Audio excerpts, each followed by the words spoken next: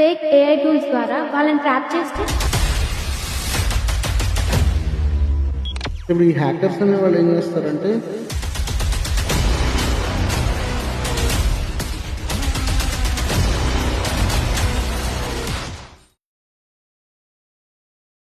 So ఇప్పుడు college students projects కోసం AI tools అనేవి డైలీ యూజ్ చేస్తూ ఉంటారు కదా.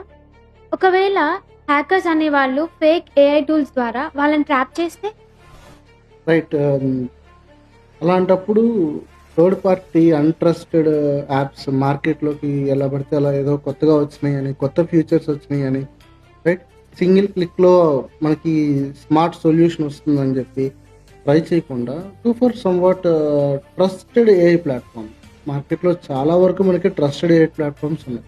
At the same time untrusted AI platforms కూడా మార్కెట్‌లోకి వస్తున్నాయి.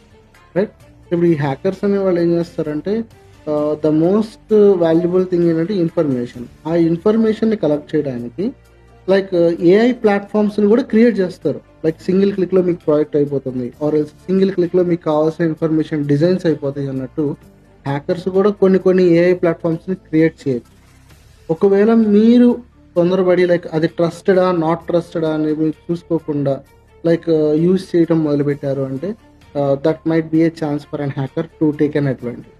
ఓకే, సో ఏదైనా ఒక ఏఐ అప్లికేషన్ మనం యూజ్ చేస్తున్నాము అంటే సో ఏఐ అప్లికేషన్ అనేది ట్రస్టెడ్ అప్లికేషనా కాదా, ఆర్ ఎల్స్ దానికి ఏమైనా ప్రీవియస్గా ఏమైనా రికార్డ్స్ ఏమైనా ఉన్నాయా లేదా, ఓకేనా.